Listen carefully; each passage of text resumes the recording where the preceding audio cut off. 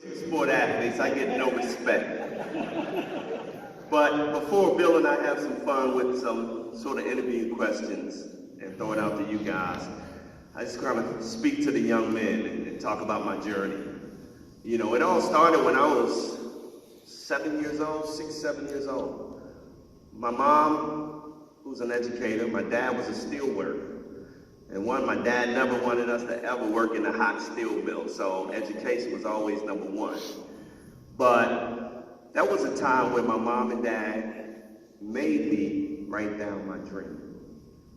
And even as a young kid, I wanted to be different. I love sports, and the big reason why I love sports is because my grandfather always bragged about how great my dad was as an athlete. So I wanted to be better than my dad. And I remember playing Pop Warner football. I scored 6 touchdowns and ran for 250 yards. And I was so excited. I was like, God, I can't wait to see my granddad, to brag about it, to prove that I'm better than my dad. And after the game at Pop Warner, you win the game, you go to McDonald's, you get a cheeseburger, fries, and that was it, a Coke. So I looked at my dad and said, Dad, I don't want to go to McDonald's. I want to go see Pop. And that's what I called my granddad. So he said, you sure? I said, yep. So I didn't go to McDonald's. Went straight to my grandfather's house, and a big smile on my face. I had my chest pumped out, and my grandfather, he was a lot older. He would lean over his chair. I walked through the door, and he looked at me with this big smile. He said, you must have did something good today. I said, Pop, I ran for 6 touchdowns and rushed for 250 yards. Now I know I'm better than my dad. And he looked at me with a big smile. He said, well, I remember your dad scored 7 touchdowns and ran for 300 yards. So as a kid, you know, you really don't know he's sending you a message. But as I got older, I knew what he meant. Keep working hard. And I was working really hard to score 7 touchdowns and rush for 300 yards. It didn't happen, but that was my motivation. So that was my first lesson from my grandfather, and that stuck with me. You know, it made me work hard every day, want to be the best. And it carried over to high school. And growing up, this is for you guys over there, growing up in Baltimore, Maryland, University of Maryland was the school. That was on my dream list. And my dream was to play 2 professional sports. And my mom being an educator, what are your goals to get to that dream? And education was number 1. And outdo everybody I played was number 2, played against. I don't care which sport it was. And number 3, of course, is to work hard. Work hard, on and off the field. So, to go on, Maryland was the school that I wanted to go to. That was my dream school. My junior year of high school, I had a full scholarship offer from the University of Maryland. So I didn't take any trips to anywhere else because Maryland was where I wanted to go. And a lot of you guys, especially at Georgia Tech, Bobby Ross was the head coach at Maryland. So I'm saying, yes, I can play 2 sports in Maryland. When I'm ready to go in to sign a dotted line, Bobby Ross looked at me and said, you got to sit out your first year of baseball and focus on football. And as a kid, imagine that. That was your dream school. That was one of the biggest decisions I had to make as a kid. And I remember looking back at my parents, and I said, I can't go here. I cannot sit out a year of baseball. So that's how I ended up at University of Richmond, because I blew all those trips that I could have went to and possibly played somewhere else 2 sports. But it turned out great for me. University of Richmond, smaller school, and I tell everybody, I don't care where you go. If you're good, they will find you. So I went to Richmond, which academically was the best thing for me. Smaller school, smaller environment, and I was able to focus on my grades along with sports. And my main goal was to graduate and get the opportunity to play 2 professional sports. Well, that dream became reality my junior years of college. Richmond Braves came to town. Well, that's where their AAA was. And the Richmond Spiders, we got a chance to play against Dave Justice, Ron Gant, and Derek Lilliquist was their top prospect pitcher. And I think I almost hit for the cycle ball for Derek Lilliquist. And I'm sitting there like, this game is easy. They one step away from the big leagues. So after that game, St. Louis scout came to me and said, we're going to draft you first round. And I'm sitting there like, whoa, that dream is coming true. So I signed on a condition that I could go back, graduate from the University of Richmond, and play my redshirt junior football season.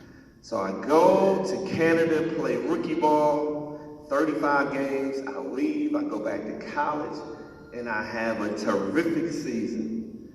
And now I'm going to a smaller school. They projected me to be a third-round draft pick at cornerback. So I got invited to the Senior Bowl because I had to prove myself. And I went to the Senior Bowl. I played with Dan Reeves and his coaching staff, the Denver Broncos.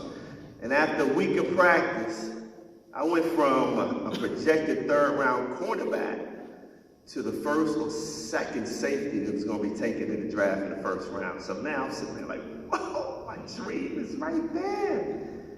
And all of a sudden, the first quarter of the Senior Bowl, I'm running across the field to make the big hit on University of Miami's Cleveland Gary.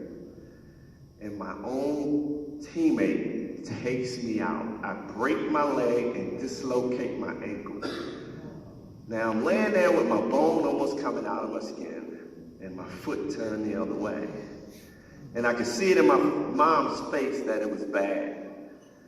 And I remember that night going to the hospital, and after snapping it back and putting the cast on me, I went down to the combine on crutches. And if anybody know about the combine, it's like you get up there with these little tight shorts, and you gotta hold your arms out and measure every part of your body. And then you go visit with the doctors, team doctors. Every doctor that looked at my injury said I wouldn't play in the NFL because the injury was so severe. And at that moment, all I did was smile at them because, one, I grew up in the church and nobody gonna tell me what I can't do. And so I left the combine, I had the surgery, screws, plates put in, and in 3 months, I was running straight ahead, full speed. Couldn't go side to side 100%, but as long as I can go this way, I'm gonna hit you. On the football field, that is. And so, I still got drafted by Buffalo Bills in the 7th round. And I show up to camp, ready to go. They wanted to hold me out. And I said, I'm ready to go. I led all defensive backs and tackles during training camp. And they didn't come get my blue book, so I'm thinking I made the team. I was all excited. I go to the training room. I'm on a bicycle working out.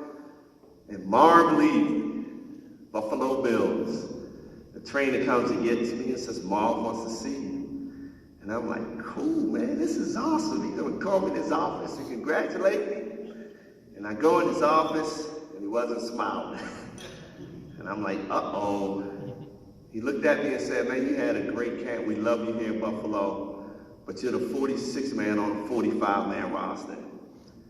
And at that moment, that was the first time I've ever been cut from anything in my life. And thank God, before I left the parking lot, the Atlanta Falcons called. My agent called and said, you're on a flight to Atlanta tomorrow. And everybody know that year, prime time, Deion Sanders was the #1 pick for the Falcons. And to go from Buffalo, who was like unbelievable at the time, Bruce Smith, Cornelius Bennett, Jim Kelly, they were a winning team. And then come to Atlanta, where Marion Campbell was last year, I was like, do I really want to be here?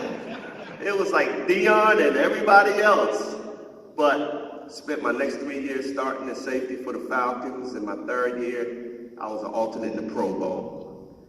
And now I'm saying, this is it. I'm about to take off in the NFL. And the St. Louis Cardinals come calling.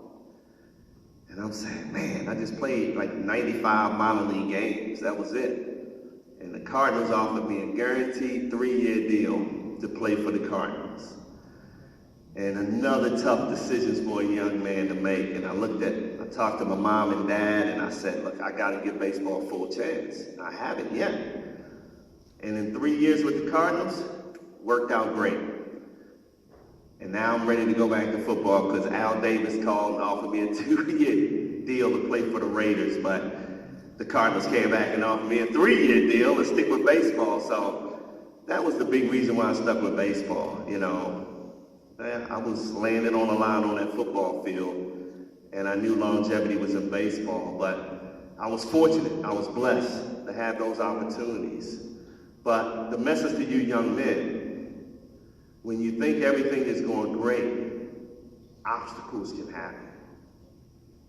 But if you believe in yourself, and it starts right there, you can achieve anything in life, and you can overcome anything in life. Because you guys are playing a rough sport, and you're going to have injuries. But believe. If you can believe, you're going to achieve, all right? I wish all you young men the best of luck. All right? Now we're going to have some fun. Okay, and we'll get some questions from the audience. What do you think you were best at? What sport? Basketball. I love basketball, and I could jump out the gym. I could shut down your best offensive player. You know, I just love the challenge. But the fact that I wasn't a point guard, I knew the reality. I wasn't going to play in the NBA at 6 foot and being a forward. So, yeah, but basketball's my favorite sport. I love it. When you made the decision to go from the Falcons to the Cardinals, did you worry then that you would not be able to play football again? I mean, did you feel like with that guaranteed contract that did it, and that was the end of your football life?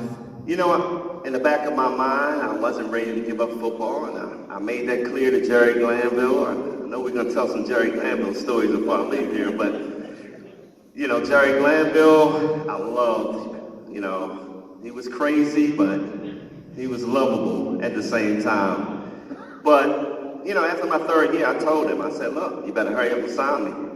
And I told Ken Herrock, who was over the personnel, I said, hurry up and sign me, because I will come back. And they dragged their feet. And the Cardinals came knocking on the door. And of course, I didn't make a lot in football at that time. You know, going as a 7th rounder and going through the whole injury. So now I'm throwing all this money in my face by the Cardinals, and at the time, I think if I was single, I would have probably stuck with them in football, but I was married and we had my daughter, so I had to think about family, and that's why I decided to go and play baseball. Now, after that third year, I mean, I was hungry to come back and play football because I just missed it so much. And when, you know, Raider Nation calls you, Al Davis, holy cow, that was like, whoa. But then the Cardinals offered me another 3-year deal, and I remember talking to my mom and dad, and my dad was like, son, you're going to stay healthy playing baseball. And I said, you're right, Dad. So. But you loved it, so was that hard emotionally, even though they rewarded you financially through baseball, to give football up? It was hard, especially, you know, when I gave it up at the time. I was the biggest Falcon critic of all time. And I remember when I left, we were on the verge of getting to championships. We were in the playoffs my third year. We lost to the Redskins. They went on to win the Super Bowl. So we were right there on the cusp of being a really good team. And then when I left, they went into the new dome, which really ate me up. I wanted to start that dome out, but, you know, the defense went downhill. And I remember watching those games and feeling bad for Jesse Tuggle and those guys because I knew the angles I took to get that running back to run right back up the middle so Jesse and Scott Case could crack him.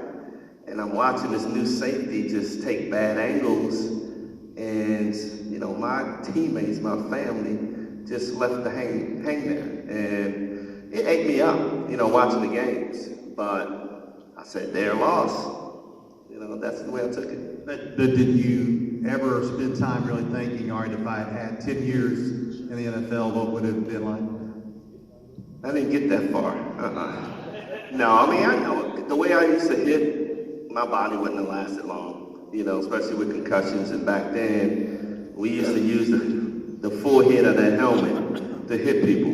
And, now people ask me about the NFL. I would probably get fined every game for targeting, kicked out of games, because that's the way we were taught to tackle. So it's a different game today. I'm glad to see them trying to make it safer. But sometimes, it's hard to avoid those targeting hits. But back in our day, that's what we did. We targeted your head. Especially with your head coach, Jerry Glanville, right? Yeah, Jerry Glanville. And Jerry Glanville has spoken at this club before. We had to make sure it was not ladies' night when he spoke here. But of course, too legit to quit. That was that time period with Dion, and it was great. Tell us. I got to tell you one Glanville story. And this was the first year Glanville came in. And when I tell you that training camp was the roughest camp I've ever been involved with, because all we did was hit, because he was trying to find who were the real men out there. And so it was all contact all the time, offense and defense. We fought every game, every practice, I mean literally fist fights, helmets flying, and Glanville just loving it. So after the camp, he picked the final roster. And he said, it is mandatory that everybody that made the team go on this trip. So as a player, he's sitting there like, man, where we going? This is a treat, where we going? So imagine this, 2 busloads of football players. And Glanville takes us to Fat Tuesdays. Are you kidding me? You bringing football players around some alcohol? And what a night that was. I will never forget it. I'm sitting in the middle of the floor because I was the nerdy birdie type. I was raised in a bubble or something, because I was like, what is going on? You got one corner, guys are rolling dice. The other corner, guys are arguing and yelling. And then you got Jerry Glanville in the middle of the dance floor just dancing and having fun. And I'm saying, something's going to happen soon. Now, Bill Fralick. Anybody remember Bill Fralick? And John Brady, our linebacker. Oh, shucks, they start arguing. And I'm sitting there like, this is not going to end well. Punches thrown. And the bouncers are trying to break it up. They're getting tossed across the floor. And all of a sudden, I'm just sitting there like, holy cow. Glanville is in the middle of the floor dancing, drunk. And he's like, everybody to the bus. I jump on that first bus. I think I was the first person on there, because I'm like, everybody's getting arrested in this thing. So the first bus make it back to camp, and that was in Swanee. And all of a sudden, that second bus pull up. The windows were knocked out of the bus. Those guys fought the whole way from Fat Tuesdays back to camp. So that tells you a little bit about Jerry Glanville. He was awesome, man, I'm telling you. And we won that year, believe me, we won. One year, come back, help me, what year was it they came to Macon? Okay, Buddy Ryan, that was you were here for that. I was here for that fight, man. It was kind of funny, because we all know the Eagles. They are just brutal. And so you got Glanville and Buddy Ryan together. And they're in the middle of the field. Now, you're not supposed to hit the receivers if you're DB. It's just that 7-on-7, just supposed to touch. And so our players, we were just touching their receivers, and then we look back on the other field, and they are crushing our receivers. And all of a sudden, we start crushing their receivers. And now you got the linemen and linebackers just, ripping helmets off. Next thing you know, it is an all-out brawl in the middle of the field. The Eagles, the Falcons. It was a scary scene. They finally got everybody off the field, but what a game, a preseason scrimmage. It was just a scrimmage. I loved it, man. That was just bringing us together. That security left that game. They didn't want to be a part of it. Well, since you played with Dion, and that was the time period where Dion was going back and forth with the Falcons and the Braves. Yep. You knew you were also a baseball player. So when you saw him doing that and succeeding in it, kind of going back and forth a little bit, you think that kind of helped your mindset too, that you could do it as well when you got the opportunity, or not? No, because I think we were kind of doing it at the same time, but he was in the big leagues and I was still in the minor leagues. And you know, Bo Jackson. And that leads me to a story for you young men. My dad always stayed on me, kept me humble, but it was a message he gave me when I was young. He said, I don't care how good you think you are, in the state of Maryland or wherever, there's always somebody better than you out there, so you gotta keep working. So what happens? I go to Richmond playing baseball, and during spring, we always went down south and played those teams in the south. First stop, Auburn University. And I see this guy like cock diesel, just chisel, running to the baseball field.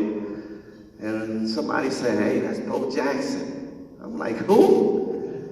And next thing you know, we playing in the game. One of our guys hit it over his head. He gets it center field wall. And I'm sitting there watching. I'm like, no way he's gonna throw our guy out at home plate. No way. He picks it up and throws it about 5 feet off the ground, a bullet. And I'm sitting there like, no way this is gonna happen. And the ball rolls over the catcher's head. And we scored the run. And I remember after that game, I called my dad. I was like, Dad, you're right. This guy named Bo Jackson, he's the real deal, man. I got to keep working. And then we leave Auburn and go to Florida State. I mean, how crazy is that? I hear all this commotion going on over on the track. And I see this guy jumping the fence after winning a 100-meter dash. Puts on a baseball uniform, and he hits a triple. And I'm sitting there like it was a blur. That's how fast he ran those bases. And then somebody said, man, that's Deion Sanders. Called my dad again, like, Dad, it's another one. It was ugly, but the whole message was, you gotta continue to work hard because there's always somebody out there better than you. Motivate yourself to be the best. And man, all three of us got the opportunity to play 2 sports, so, you know, it was a lot of fun, a lot of fun. All right, let's talk about your baseball career a little bit. You had the years of the Cardinals, and then you had the opportunity to be a free agent. And did you know that the Braves were the team you wanted to come to? No, I didn't know. My first trip was to the Yankees. And Steinbrenner at the time, we talked all football. He didn't even talk baseball. So I was like, Bernie Williams is his top choice to re-sign because we both were free agents at the same time. And then I went back to my hometown, Baltimore, and I mean, they laid out the carpet for me, and I was sitting there like, God, this is a pretty good, tough choice here. Go back home to Baltimore, and then I'm like, God, the family would drive me crazy, friends. And then I said, well, 3 Cy Young winners in Atlanta, Chipper Jones, Andrew Jones, and Bobby Cox. How can I turn that down? So that's when I signed with Atlanta, and, you know, just had a fantastic time. I mean, these guys were terrific. We won 14 straight pennants, which is unheard of. But a really good organization in the Braves. And I was in that last World Series in '99. And it's been 26 years, so I was so elated doing that post-game show when we won it. I mean, it was, yeah, baby, that's it. We went Apo Taco too and those things. So, no, it's truly a blessing to be a part of it. You know, even though I'm doing it from the TV side, but my heart was with the Braves and Brian Snitker to see him win, to all that he's been through in his 43 years in this organization, and to see him manage against his son, who was the hitting coach over in Houston. I mean, that had to be terrific for Snick and his family. But I'm so happy that Atlanta won, and he has one under his belt now. So what was it like playing behind those three Hall of Fame pitchers? Whew. They made my job easy. But no, everybody always asks me, 3 Cy Young winners, who was your favorite to play behind? And that was an easy choice for me. Greg Maddux was probably the greatest pitcher of my era. And every time he'd get out there on the mound, I would go to him and say, hey, where do you want me to play certain guys? And this is a guy that never missed a start. Arm might be hanging, but he's still going to go out there and pitch. So I go in the training room. I catch him in the training room. And the trainer was, I don't know what they were doing, but they were shooting his arm. You know, I don't know what was going on. So I'm looking at him like, dude, you going to pitch today? And he was like, don't worry about me. You just worry about right field. And he said, you know what? You're going to throw your first runner out at first base from right field today. And I'm like, man, what are they shooting in your arm, dude? You must be crazy. And we were playing the White Sox, an interleague game, and he said, when Joe Creedy comes to the plate, the count's going to be 1-2, and I want you to move way in, because he's going to hit a bullet between first and second. And I'm sitting there like, okay. So now I'm in right field, Joe Creedy's up. I look at the big boy, and the count's 1-2. And Maddux steps off the mound and looks at me. And I'm like, no way this is going to happen. I'm like, if he hit this ball over my head, I'm going to punch Maddux right in his face. Next thing you know, I move in. He hits a bullet between first and second. I come up and throw him out at first base, and Maddux is on the mound like this. The best of all time, Greg Maddux, man. That's awesome. That's awesome. And playing with Chipper and Andrew, pretty special too. One's in the Hall of Fame, one might be one day. And those are pretty special people to be in the same lineup with, weren't they? It was very special, and you got to remember, in 1998, the whole Mark McGwire and Sammy Sosa chase, I was hitting behind Mark McGwire. So I was sitting there like, this is some precedent, because you got to perform or they won't pitch to Mark McGwire. So what happens? I signed with Atlanta. Now I'm hitting behind Chipper Jones. I'm like, no way! And all of a sudden, Chipper has his best. Well, Mark McGwire won the MVP the year before. And I go to Atlanta, hit behind Chipper. He wins the MVP. I get no respect, right? Good gracious. But no, both of those guys. Andrew was the best outfielder I've ever played with. And it got to be so much fun playing with him that we would actually play games in the outfield. Like when a pitcher comes up, we would try to come in as far as possible and turn our body just in case he'd luck up and hit a ball and see who's gonna get to it. I mean, it was bizarre, but he made the game so fun in the outfield. And one of the best, he should be in the Hall of Fame. I don't know what they're waiting on. You know, his defense alone should put him in the Hall of Fame. But I mean, he had, what, 400, close to 400? 34. Yeah, so I'm in his corner for Hall of Fame, and I hope he gets there one day. When you were done after 2006 and your career was over, I love to ask athletes this. Surprised one time when John Smoltz told me no, but did you miss it? I mean, you were such a great athlete in 2 sports at the top of your game, professional athlete, football and baseball. How hard was it to put it aside? Well, it was hard not to be a starter. And, you know, late in my career, 2005, 2006, when I came back to Atlanta, I had to bow down to Jeff Francoeur. And that was a tough pill to swallow. So I was like, Bobby came to me and said, you want to play first base? I was like, are you kidding me?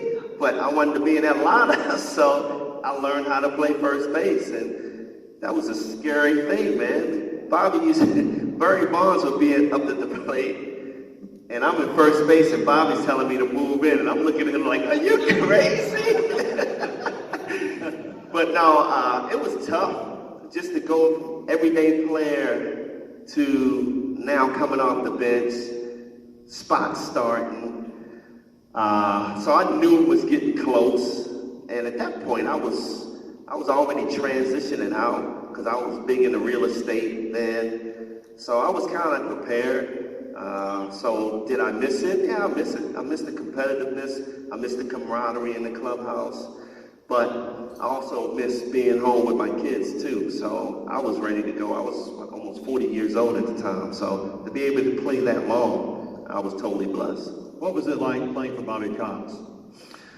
Bobby Cox was like my granddad. You know, it was like you knew you were going to be in a lineup. As long as you gave 110%, you might not even hear from him. I mean, but if you jog out there like Andrew Jones did, you're going to hear a lot. But he just allows you to be yourself. You know, he's not a guy that's going to give you a regiment to come in and do every day. He trusts you. And that's the biggest thing a player would ever want. A manager to trust us to get it done and be prepared. So that was the great thing about Bobby. I mean, he would just put his arm around you if you're going through a slump. I remember when I was slumping a little bit, and he just put his arm around me and said, hey, I'm going to bat you 8th today. I'm like, what? He said, I want you to relax a little bit. I mean, but it was that grandfather feel, you know. I'm looking out for your best interests. You'll be okay. And sure enough, I hit 8th for a couple games, and I was right back up in the front of that lineup. But he got me going. Anybody out here have any questions? Don't be shy. Who was the toughest pitcher for you to hit? Ooh, toughest pitcher, Kurt Schilling. Oh my, that split finger would just drop off the table. And I remember, I went to LA, I got traded to LA, and you guys may know Sean Green. Great outfielder. This guy was the smartest baseball player I knew. He would go and watch a video of the pitcher, and he knew every pitch that was coming. And I'm sitting there like, wow, how do you figure that one out? And Kurt Schilling came to town. I was like, dude, because he would always ask me, you want to know where they're throwing? I'm like, nope, I don't want to know. Because if I know a curveball's coming, I'm going to probably jump out there. So I'd rather see ball, hit ball. But then Kurt came to town. And I said, Sean, when is he going to throw the split finger? And he said, look, when he gets in that windup and he gets over his head, that glove is going to flare open. And I remember I was sitting up there like, oh my God, that glove flared open. I am not going to swing. And next thing you know, I'm in a hitter's count. He had to throw me the fastball, and I hit one right back in his head. And I'm on first base, and he's looking at me like, you figured something out. Because he owned me. That's how bad he owned me. But yeah, Sean Green was the smartest player I've ever played with. Who's your favorite teammate? My favorite teammate, John Smokes, because we both so competitive. And we would compete at anything. And I remember all off season, because he's a great basketball player too. He would get his team, I would get my team, and we would go at it all winter long on the basketball court. But, you know, not just his competitiveness, he was fun. And he loved to compete on the field. And you love teammates like that, man. The 91 Falcons, Brett Favre was on the team. I just kind of want to know what he did, screw up and get traded. And what was it like with MC Hammer being on the sideline? Too legit to quit. You know what? Brett Favre, the worst trade of all time. But, you know, it's funny because Dion and I knew this kid was going to be good. Because he used to be the quarterback on a scout team, and we didn't try to catch his balls because he would throw so hard. And he just had that flair, that cockiness that great quarterbacks have. But there was a bad side. You know, coming from Southern Miss, he was just one of those kids that loved to have fun and drink and enjoy life. And, you know, Glanville and him kind of clashed. And you know who's going to win that one. And that's why they ended up trading him. But with Dion and I knew that was a mistake. And sure enough, God, a Hall of Fame career, man. He was a great quarterback. But you need that cockiness, man. And with MC Hammer and those guys on the sideline, country singers and Holyfield, I mean, it was just a zoo over there on the sideline, man. But it kept us loose. And that's the way Glanville wanted it. You know, he wanted us to go out there and have fun. You know, pitch the ball back. Everybody talked about the dirty birds and the Falcons and pitching the ball back, but that was fun. And the fans loved it, and it really motivated us to want to intercept the ball just so we could kind of pitch it back and have fun with it. And I remember the Saints game when we beat them in the playoff.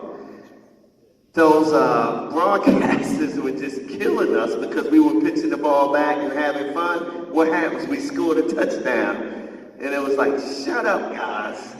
But no, it was fun, man. It was having all that excitement. Glanville leaving tickets for Elvis Presley and always wearing a black jacket. I mean, it was all about marketing, and he did it well.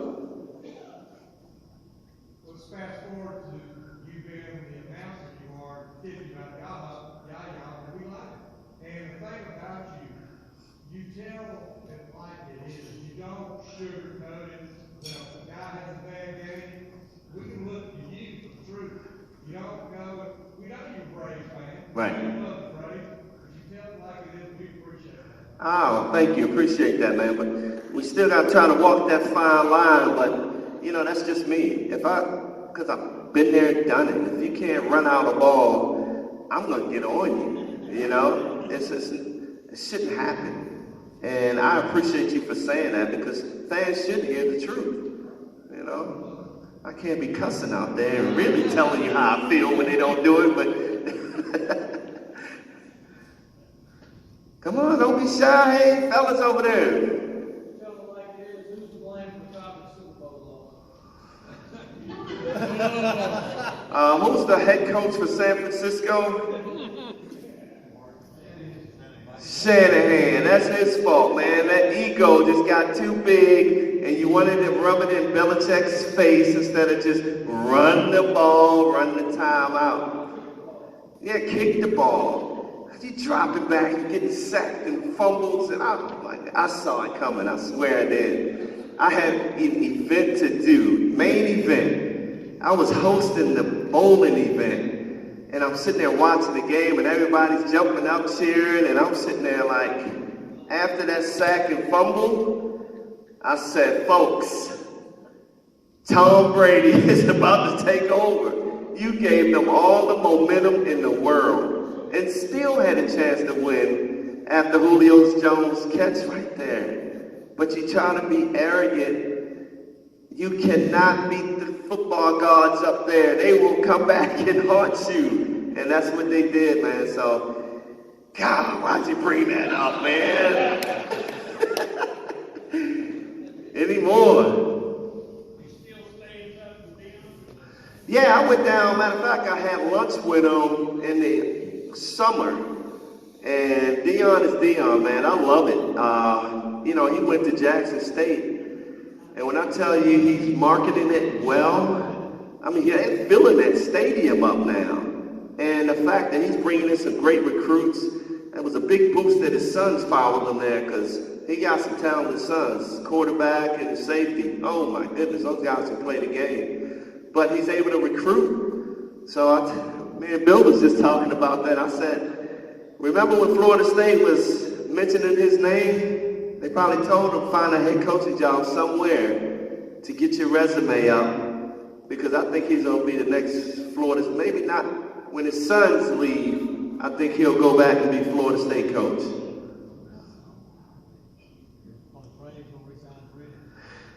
The Braves going to re-sign Freddie Freeman. Boy, I'm praying. Lord.